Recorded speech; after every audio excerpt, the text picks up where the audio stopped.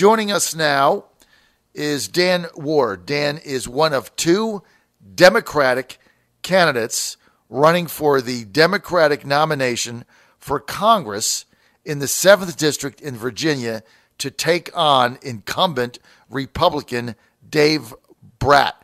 This is going to be one of the most high-profile races in the country. The 7th District changing a little bit demographically. Gillespie only carried it, I believe, by 1 or 2 percentages. I'll get that exact number from Dan, but I think it was very, very close.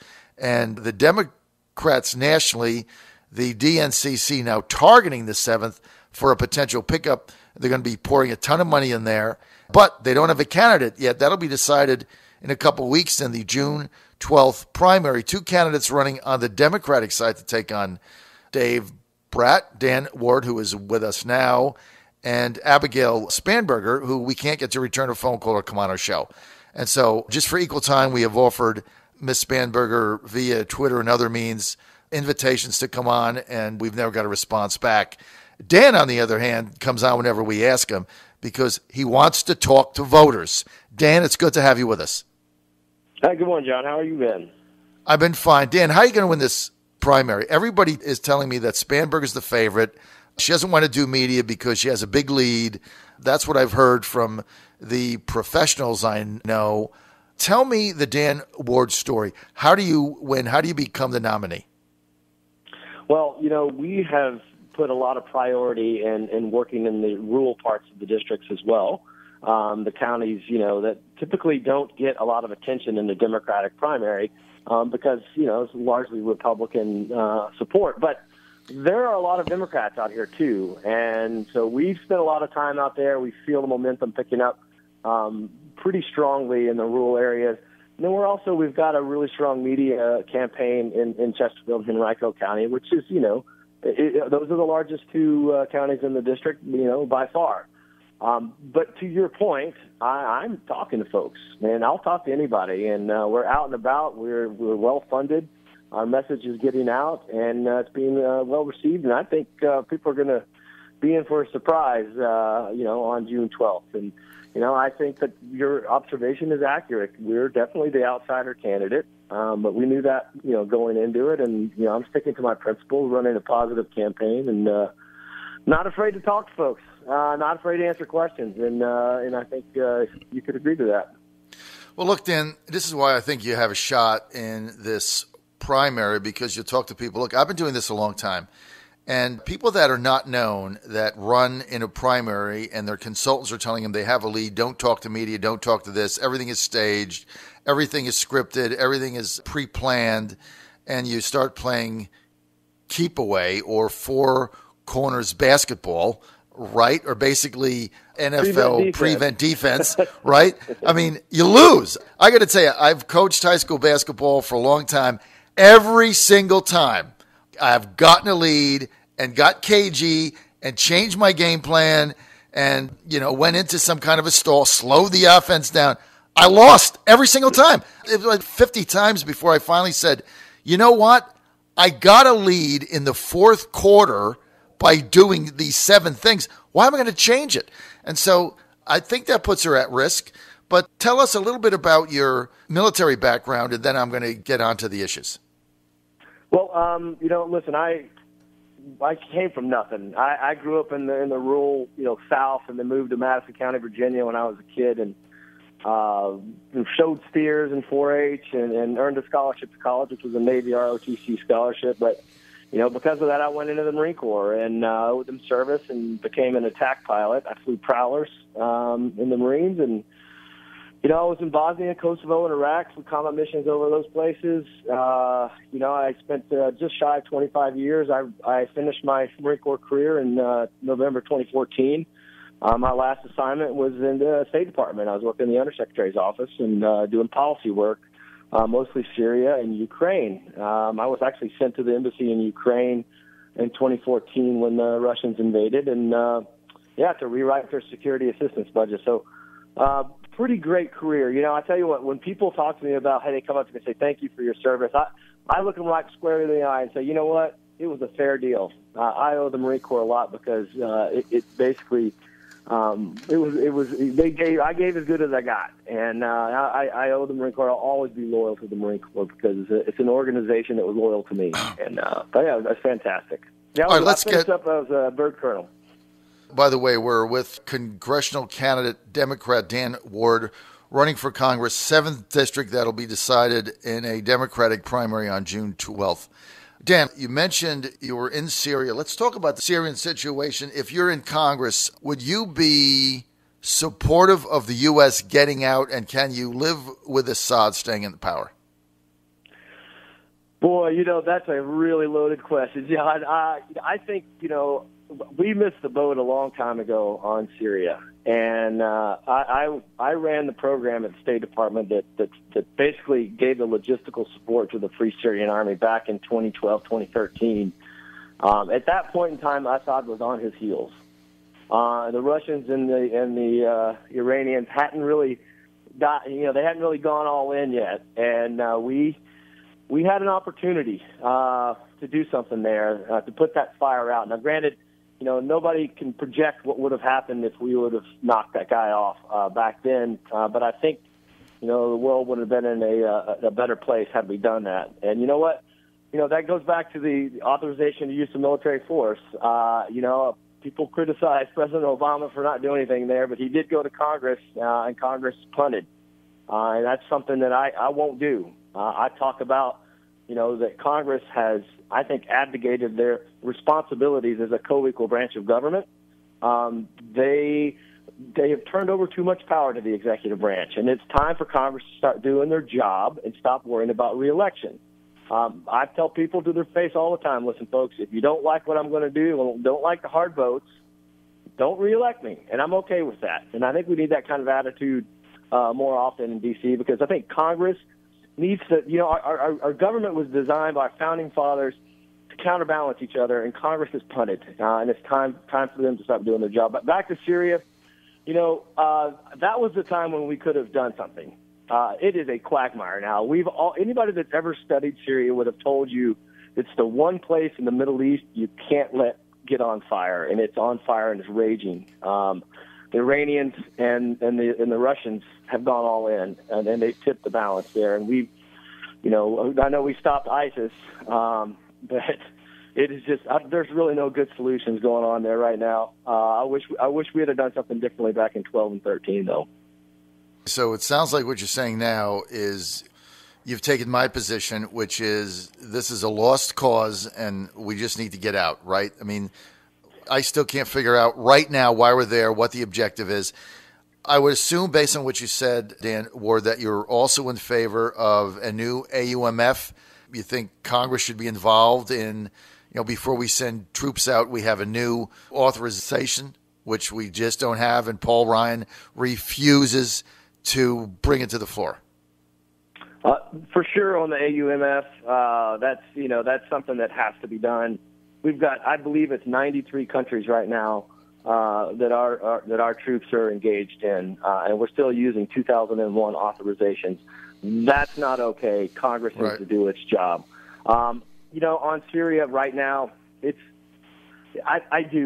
this point, it's a tinderbox. And I do think it's time to get out of there. We've got a NATO ally in Turkey that's teetering.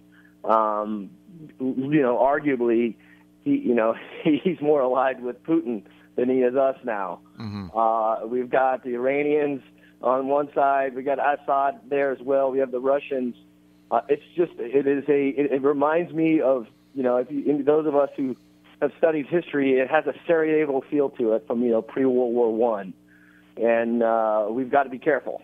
I think we're up to like 700,000 dead there. Chemical weapons being used regularly, and there's just a lot of potential for some bad things to happen. I don't know if you read the report yesterday in the New York Times that detailed kind of the firefight between American forces and Russian forces, although they were mercenaries, that happened in February. But that's the kind of stuff that can lead to some really bad. Yeah, we're in a dangerous position there, Dan. I couldn't agree more. I just think it's time. Sometimes you just got to cut your losses and get out. You're on the John Fredericks Radio Network, trucking the truth across America with Dan Ward, running for Congress, 7th District in Virginia. For those that don't know the area, that is the incumbent there is Dave Bratt, the Eric Cantor giant killer. This is a competitive seat now, and 2 people running for Congress on the Democratic side. Dan Ward, one of them. So, Dan, if you win, are you going to vote for Nancy Pelosi for Speaker or not? Well, here's the thing.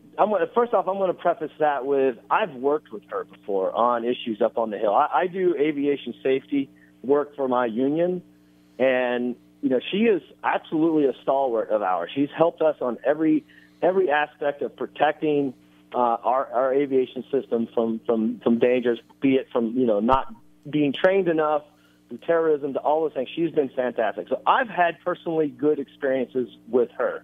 Now, I would like to see who would be challenging her before you could commit to anything. But, listen, man, I say this in front of lots of folks. The spin machine is going to demonize whoever they put in next, if there is somebody that's next. I support her right now because she's never done anything to me, and I judge people individually, and so I've got a good relationship with her. So it sounds like what you're saying is, and I'm just going to paraphrase now, but it sounds like what I've heard is that if you win the seat and you're in the majority, you are going to be inclined to vote for Nancy Pelosi as the next Speaker of the House, right? Is that what I've heard? Unless I see somebody comes along that just blows me away, I have no reason not to. Dan, that's from fair. My personal experience, I guess I treat people fairly and individually, and I've got good relationships with her.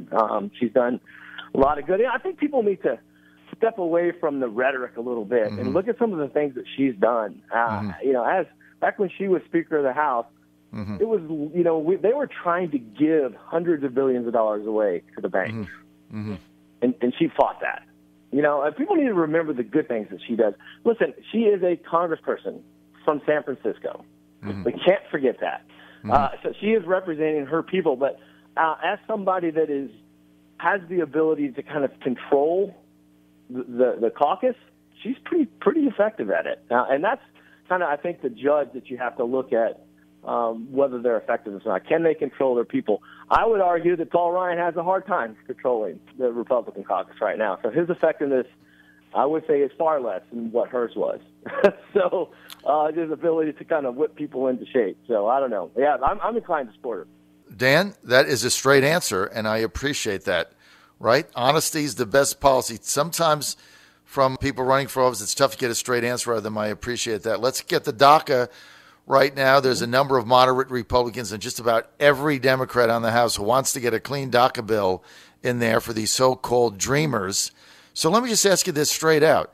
Would you vote for that? Because basically with chain migration, without comprehensive legislative reform that the president has asked for in order to give amnesty, which includes getting rid of the lottery visas, curtailing what he calls the scam visas, that work visas that come out, eliminating chain family migration and making it economic based on job skills need. Those are the reforms he wants, plus obviously the wall and added security there. Would you be in favor of just a clean amnesty, which basically what the Democrats are saying now, when you add in chain migration, you're going to get 10 million illegals into the now legal 10 million immigrants into the United States based on breaking the law to start with no penalty and not fixing anything. Are you in favor of that? Well, so the DACA program, I don't think it's 10 million people. And so my stance on immigration with DACA, I think that the United States government made a deal with these kids. They came forward. We struck a bargain with them, and now we are trying to renege on that bargain. So I am 100% for allowing these kids, because this is the best and brightest of that community. These are students going to college. These are kids that have spent their time in this country. They've grown up here. I think it's immoral and unjust to send them back to a country that's not really their country. And they came here they didn't have anything to do with it. But to the larger point on our immigration, listen, I think we all agree. And I think, listen, as you mentioned last time I was on the show, we agree more than we disagree. We all can agree that our immigration policy is broken. completely broken, and I think it's broken intentionally because, we got people running elections based on it, and they don't want to fix it because if you fix it, you can't run the elections on them anymore. So this is what I would like to see. We are an advanced country. We know exactly how many people we want to come here, legally on a pathway to citizenship or as guest workers. We need to establish what those numbers are, and so these people can go to the consulate or they can go to the embassy and apply for the proper program, and everything is above board because everything's in the shadows right now. Nobody benefits except for the companies who are getting the cheap labor. Bingo. And the folks that are coming here are not they're not even able to come up and do anything but in fear of retribution. So we've got to get things out of the shadows for the sake of those folks and for the sake of this country. But we're going to need moral leadership to do the right thing. And this goes back to what you're talking about, doing the right thing and doing your job, and don't worry about reelection. We need to start doing what's right for this country, what's right for our people. And I promise you, man, that's me. I'm literally, I've got a better job right now than being a congressman. I'm doing this because I'm a patriot and I feel called to do it. And I think it's time for people like me to step up and start literally making those hard votes, honestly answering questions and not dodging. I think you admit that I don't dodge. No. And listen, and serve our country, because I think everybody can agree, both Republicans and Democrats, we need better servants. Things aren't working, and it's time for people that are willing to do that. I don't know if you are aware, but With Honor is a bipartisan veterans organization that has endorsed me. They have studies that show that veterans work together better. Yeah, no, that's it. Look, that's a big endorsement. That's a big endorsement, Dan, and that's a solid organization. I got to go. I'm out of time. I want to thank Dan Ward for being with us. You can follow him on Twitter, just Dan Ward 07. Dan, thanks for being with us. I really appreciate the honesty.